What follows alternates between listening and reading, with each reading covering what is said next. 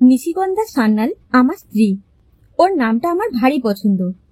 পরিবারের সকলকে ত্যায্য করার পর নিশির সাথে জন্ম জন্মান্তরের সম্পর্কে আবদ্ধ হই আমি। কথাটা শুনতে একটু অবাক লাগলেও এটাই সত্যি। আমি পরিবারকে ত্যায্য করেছি। আমি ছিলাম শহরের নামকরা ব্যবসায়ী ময়ূখ রঞ্জন অধিকারীর সন্তান। না, আমি একমাত্র সন্তান ছিলাম না।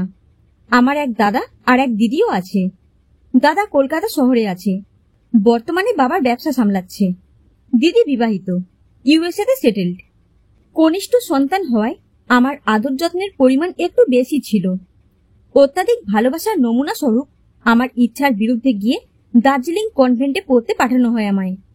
লেখাপড়ায় আমি বেশ ভালোই ছিলাম। একটু অন্তর্মুখী চরিত্রের হওয়ায় খুব বেশি বন্ধু বান্ধব ছিল না কোনোদিনই। আমার খালি একটাই চাহিদা ছিল, মাকে ভীষণ কাছে পেতে ইচ্ছে করত যখন তখন। মায়ের আঁচল, মায়ের গায়ের মিষ্টি গন্ধ, চুরির টুংটাং শব্দ, এগুলো অনুভব করতে ইচ্ছে করত। আমি ছিলাম অধিকারী পরিবারে গাইয়া প্রকৃতির সন্তান। অধিকারী পরিবারের ধরা বাঁধা ছকের বিপরীত মেরুর বলা চলে আমাকে। দাদা বা দিদি কেউই আমার মতো ছিল না। আসলে আমার অন্যরকম হওয়ার জন্য সম্পূর্ণ দায়ী ছিল আমাদের বাড়ির পরিচারিকা সন্ধ্যা মাসি। এমনটা যদিও মা বাবা দুজনেই বলতেন। আসলে কনভেন্টে যাওয়ার আগে পর্যন্ত বেশিরভাগ সময়টা আমার সন্ধ্যা মাসির কাছেই কেটেছিল। দাদা দিদি দুজনেই ছিল মা বাবার মনের মতো। পরিবারের সকলের ভিন্ন মানসিকতা হেতুই আমার ইচ্ছের বিরুদ্ধে দার্জিলিং কনভেন্টে পড়তে পাঠানো হয় আমায়। প্রথম দিন খুব কেঁদেছিলাম, মেনে নিতে পারিনি। একা একাই বড় হচ্ছিলাম। অনেকের মাঝেও ভীষণ একাকিত্ব বোধ করতাম। ভ্যাকেশন ছাড়া বিশেষ কেউ আসতও না দেখা করতে। সুযোগ পেলেই মায়ের জন্য কাঁদতাম। বেশ কিছুদিন যাওয়ার পর বুঝেছিলাম টানটা একতরফাই ছিল। যদিও মিথ্যে বলবো না, ভ্যাকেশনে বাড়ি গেলে আমার অনারে মস্ত বড় পার্টি থ্রো করতেন আমার বাবা। প্রচুর লোক, অনেক আলো, হইচই, খাওয়া দাওয়া, নাচ গান সবই চলত। সবকিছুর মধ্যে আমি কিন্তু ভীষণ একা হয়ে যেতাম। ভৌগোলিক দূরত্বও আমার ব্যতিক্রমী চরিত্রটা পাল্টাতে পারিনি। আসলে জোর করে বোধহয় চরিত্র বদলে ফেলা যায় না।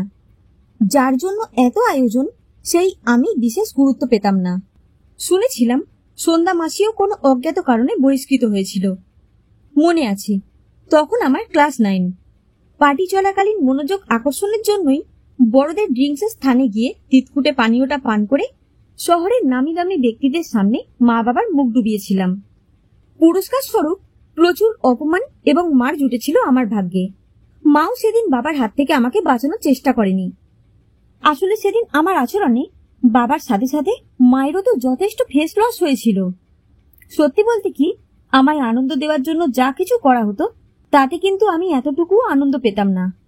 এত আলো, এত লোকজন কোনো দিনও আমি চাইনি। আমি তো শুধু আমার বাবা মাকে জড়িয়ে থাকতে চেয়েছিলাম। আর 5টা সাধারণ বাবা মায়ের মতোই আমি আমার বাবা মাকে কল্পনা করতাম। সত্যি বলছি, দামি গিফট বা দামি মোবাইল কোনোটাই আমি চাইনি। চাওয়া পাওয়ার মধ্যে বিস্তর ফারাক ঘটিয়ে আবারও দার্জিলিং এ ফিরে যেতে বাধ্য হই। পড়া শেষ করে ফিরে আসি কলকাতায়। ভর্তি হই কলকাতার বেশ নামকরা এক কলেজে। বাড়ির পরিবেশের বদল না হলেও নিজেকে তখন আস্তে আস্তে বদলানোর চেষ্টা করছিলাম। ভালোবাসা পাওয়ার জন্য আগের মতো আর কাঁদতাম না। একা একা বেঁচে থাকার আনন্দ খুঁজতে খুঁজতে নিজের অজান্তেই হারিয়ে গেলাম। বিপথে চালিত হতে শুরু করলাম সদ্য ভর্তি হওয়া কলেজের কিছু বন্ধু বান্ধবের হাত ধরে। ধীরে ধীরে তলিয়ে যেতে থাকলাম অন্ধকারের অতল গহ্বরে। সদ্য ধরা সিগারেটের মধ্যে লুকিয়ে আসলে যে কি বিষ আমার শরীর মন সবকিছুকে গ্রাস করছিল তা বুঝতে বুঝতে কিছুটা সময় অতিক্রান্ত হয়ে গেছিল। ততদিনে বেশ কিছু মন্দ অভ্যাসের প্রতি আমি আসক্ত হয়ে পড়েছিলাম। বাড়িতে বিষয়টা জানাজানি হতে আরো একবার চরম অপমানের সম্মুখীন হতে হয়। লোক জানাজানির ভয় রাতারাতি আমাকে পাঠিয়ে দেওয়া হয় বিপদগামী মানুষদের জীবনের মূল স্রোতে ফিরিয়ে আনার জন্য তৈরি হওয়া বেশ নামকরা এক সংস্থায়। প্রথম কিছুদিন বেশ কষ্ট হলেও ধীরে ধীরে স্বাভাবিক জীবনে ফিরে আসছিলাম। ওখানেই পরিচয় হয় নিশিগন্ধার সাথে। নিশিগন্ধা আমাদের মতো বিপদগামীদের কাউন্সিলিং করাতে আসতো। রোজ যদিও আসতো না, সপ্তাহে মাত্র 2টো দিন ধার্য ছিল আমার জন্য। ধীরে ধীরে অনুভব করলাম যে আমার আসক্তির দিক পরিবর্তন করতে শুরু করেছে। শরীরে যা কিছু বিষক্রিয়া ঘটায় সেগুলোর জন্য আমার আর কষ্ট হতো না। আমি ততদিনে কষ্ট পেতে শুরু করেছিলাম নিশিগন্ধার অভাবে। সপ্তাহের কেবল 2টো দিন আমার জন্য যথেষ্ট ছিল না। রোজ অপেক্ষা করতাম ওর জন্য।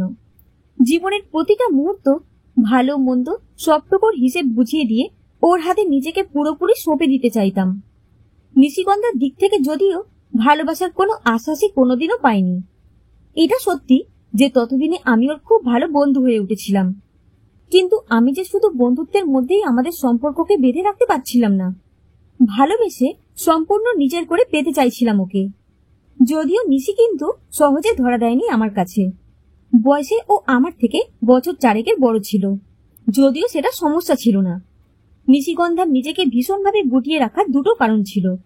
এক তো ওর ডিভোর্সি, আর যেটা ওর নিজেকে দূরে সরিয়ে রাখার অন্যতম কারণ ছিল সেটা হলো নিশি নাকি কোনোদিনও মা হতে পারবে না। যদিও সেদিন আমার কাছে এটা কোনো সমস্যাই মনে হয়নি। আমি তখন শুধু ওকে নিজের করে পেতে চাইছিলাম। আমার ছেলে মানুষের কাছে হার মানতে বাধ্য হয়েছিল নিশি। আমাকে বিয়ে করতে রাজি হয়েছিল, যদিও শর্ত ছিল আমাকে নিজের পড়াশোনা সম্পূর্ণ করতে হবে। সারা জীবন ভালোবাসার কাঙাল একটা ছেলে ভালোবাসার জন্য এটুকু তো করতেই পারে। তাই আর বেশি কিছু না ভেবে, এমনকি বাবা মায়ের ফেসলসের কথাও না ভেবে, দুজন একসাথে সংসার করার বিষয় মনস্থির করে ফেলি। ফলস্বরূপ যা হওয়ার তাই হয়। আমার বাবা ময়ূররঞ্জন অধিকারী ডিভোর্সি, আর ছেলের থেকে বয়সে বড় এক মেয়েকে পুত্রবধূ করতে রাজি হয় না। আমাকে বলা হয় যে নিশিগন্ধাকে বিয়ে করলে তারা আমার সাথে কোনো সম্পর্ক রাখবে না। সত্যি বলছি, তখন মা বাবার অসম্মতি এতটুকু গুরুত্ব পায়নি আমার কাছে, কারণ ওই মানুষগুলোর কৃত্রিম ভালোবাসার প্রয়োজন ততদিনে আমার জীবনে একেবারে ফুরিয়ে গেছে। তাই সেদিনই পরিবারের সকলকে ত্যায্য করে দিয়ে নিশির সাথে নতুন জীবন শুরু করার আশায় বেরিয়ে পড়ি বাড়ি ছেড়ে। কারণ তখন আমার আর কারোর প্রয়োজন ছিল না। ততদিনে আমি বুঝেছি আকাশের বিশালতার মাঝে ছোট্ট একটা তারা যেমন তার টিমটিমে আলো দিয়ে নিজের মাহাত্ম্য প্রতিপন্ন করে, ঠিক তেমনি এই বিশাল পৃথিবীতে বহু মানুষ তথাকথিত অর্থে কাছের মানুষ থাকলেও নিশিগন্ধা তার স্নিগ্ধতা, শিশুসুলভ চঞ্চলতা, সদা হাস্যময় চারিত্রিক বৈশিষ্ট্য নিয়ে আমার হৃদয় মন জুড়ে আধিপত্য বিস্তার করতে শুরু করেছিল। সমস্যা হলো আমি ছিলাম একেবারে বেকার, পড়াশোনাও শেষ করতে পারিনি। বাড়ি ছেড়ে বেরিয়ে আসার হঠকারী সিদ্ধান্ত নিয়ে চিন্তিত হয়ে পড়লাম আমাদের ভবিষ্যৎ নিয়ে। নিশিগন্ধা তখন ভালোবাসার উষ্ণ আলিঙ্গনে বুঝিয়ে দিল শুধু আমি একা নই, নিশির পক্ষেও আমায় ছেড়ে থাকা সম্ভব নয়। কিছুটা ঝোঁকের মাথায় বিয়ে করলাম।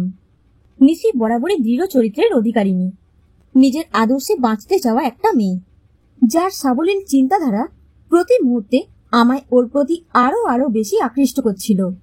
আমি সম্পূর্ণ সজ্ঞানে আমার আমিকে সঁপে দিয়েছিলাম নিশির হাতে। বিয়ের পর নতুন উদ্যমে পড়াশোনাটা শুরু করি, কারণ আমাকে তখন যত তাড়াতাড়ি সম্ভব নিজের পায়ে দাঁড়াতেই হবে। সেই সময় নিশি কিন্তু ঘর বাইরে সবটা একা হাতে সামলেছে। ক্লান্ত হলেও বিরক্ত হয়নি কখনো। প্রায় 4 বছর লেগেছে আমার পড়া শেষ করে চাকরি পেতে। এখন আমাদের ছোট্ট সুখী পরিবার, আমি, নিশি আর আমাদের মেয়ে রাজন্যা। চাকরি পেয়ে নিশির কাছে জানতে চেয়েছিলাম ওর কি চাই। আমি তখন বলেছিলাম ওর যা চাই আমি ওকে তাই দিতে পারি। বুঝিনি নিশি এমন একটা অদ্ভুত আবদার করে বসবে। আমার বুকে মাথা রেখে বলেছিল, সত্যি বলছো? যা চাইবো তাই দিতে পারবে? তখন নিজেকে পৃথিবীর সবচেয়ে সুখী মানুষ মনে হচ্ছিল। কোনো কিছু না ভেবেই বলে দিই, হ্যাঁ পারবো। নিশি আবদার করে বলে, আমি মা হতে চাই। যদিও নিশির আবদারটা শোনার পর এক মুহূর্তের জন্য স্তব্ধ হয়ে গেছিলাম। নিজের মনে ভেবেছিলাম এ কেমন আবদার, কারণ নিশি যে মা হতে পারবে না এই কথা তো ও নিজে মুখেই আমায় জানিয়েছিল। চিকিৎসার দ্বারাও সেটা সম্ভব নয়, কারণ নিশির শরীর চিকিৎসার ধকল সহ্য করার ক্ষমতা রাখে না। সবটাই তো আমাকে জানিয়েছিল নিশি নিজের মুখে। আর ওর প্রথম বিয়েটা না টেকার এটা একটা অন্যতম কারণও ছিল। যদিও আমার এই নিয়ে প্রথম দিন থেকে আজ অবধি কোনো মাথা ব্যথাই ছিল না, কারণ আমি যাকে ভালোবেসেছিলাম তাকে নিয়েই আমি ভীষণ খুশি ছিলাম। যদিও সেদিন ওর আবদার করে মা হতে চাওয়ার উত্তরে কোনো আশ্বাস দিতে পারিনি ঠিকই, তবে ফেলতে পারিনি এক নারীর মা হতে চাওয়ার তীব্র আকাঙ্ক্ষাকে। উপলব্ধি করতে পারছিলাম ওর ভিতরে চাপা কষ্টটাকে। আমার জীবনে যার এতখানি অবদান, তার একটা আবদারকে কি আমি অস্বীকার করতে পারি? মিথ্যে বলবো না, কিছুটা সময় লেগেছিল আমার, প্রায় বছর 3 মতো। ইচ্ছে পূরণ নামক অ্যাডপশন সেন্টার থেকে আমরা আমাদের মেয়েকে নিয়ে আসি। নাম রাখি রাজন্যা। সবাই বলে রাজন্যা নাকি একদম আমার মতো। নিশি বলে আমি নাকি ওকে আদর দিয়ে দিয়ে মাথায় তুলেছি। আসলে আমি ঠিক যেভাবে আমার বাবাকে কল্পনা করতাম, ঠিক সেইভাবে রাজন্যাকে আমার রাজকন্যার মতো করে ভালোবাসা দিয়ে বড় করতে চেয়েছিলাম। ওর শৈশবটা যাতে আমার মতো হারিয়ে না যায়, তাই সব সময় আগলে রাখতাম ওকে। নিশির বকুনির হাত থেকে বাঁচিয়ে কিছুটা প্রশ্রয়ও দিতাম। ঠিক আর 5টা বাবার মতো আদর্শ বাবা হতে চেয়েছিলাম আমি। আমার আর নিশির অতীতের যত অন্ধকার সব ম্লান হয়ে গেছিল রাজন্যার নিষ্কলুষ প্রাণোচ্ছলতায়। নিশিগন্ধা বা রাজন্যার সাথে আমার রক্তের সম্পর্ক ছিল না ঠিকই, কিন্তু ওদের সঙ্গে ছিল আমার আত্মিক সম্পর্ক, যাতে কোনো কৃত্রিমতা ছিল না। সেই অতি সাধারণ আমি যেমন ছিলাম, ঠিক তেমন ভাবেই নিশিগন্ধা আর রাজন্যা ভালোবেসেছে আমায়, বদলাতে চাইনি কখনো। এখন আমার রাজন্যা পড়াশোনা শেষ করে চাকরির জন্য প্রিপারেশন নিচ্ছে। আজ আর আমার কোনো আক্ষেপ নেই। আজ নিজের অতীতের সব গ্লানি মুছে গেছে।